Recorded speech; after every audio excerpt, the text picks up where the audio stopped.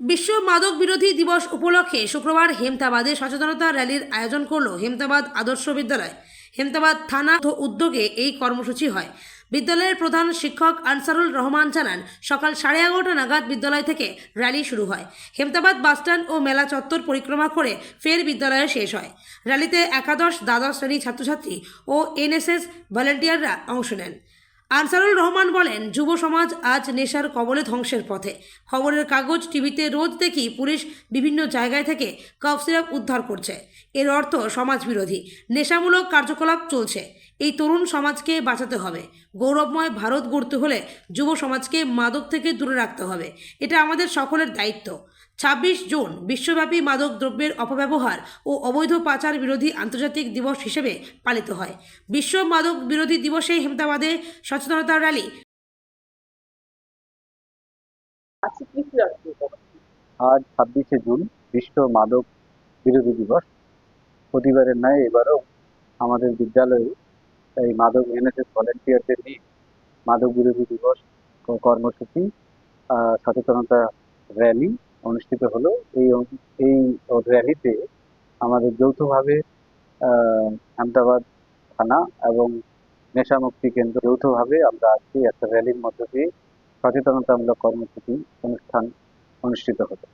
কখন শুরু হয়েছিল? 11:30 নাগাদ শুরু হয়েছিল। আপনাদের কত জায়গা? আমাদের বিদ্যালয় থেকে আহমেদাবাদ বাস স্ট্যান্ড হয়ে মেলার মধ্য দিয়ে বিদ্যালয়ে এসে এই র্যালিটি সম্পন্ন হয়। কারা অংশ করেছিলেন র্যালিতে?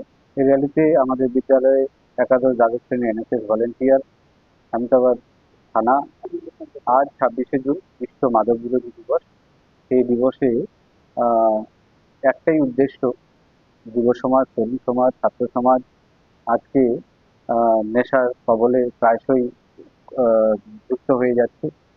বিশেষ করে তরুণ সমাজ। আমরা খবরের কাগজ বা টিভিতে প্রায়শই দেখি পুলিশ বিভিন্ন জায়গায় গিয়ে হানা দিয়ে এই কাপ সিরাপ বা নেশাজাত দ্রব্য উদ্ধার করে। তার তার অর্থ হচ্ছে এরকম বিভিন্ন জায়গায় এই সমাজ বিরোধী বা নেশামূলক কার্যকলাপগুলো হচ্ছে। এতে তরুণ সমাজ ধ্বংসের পথে।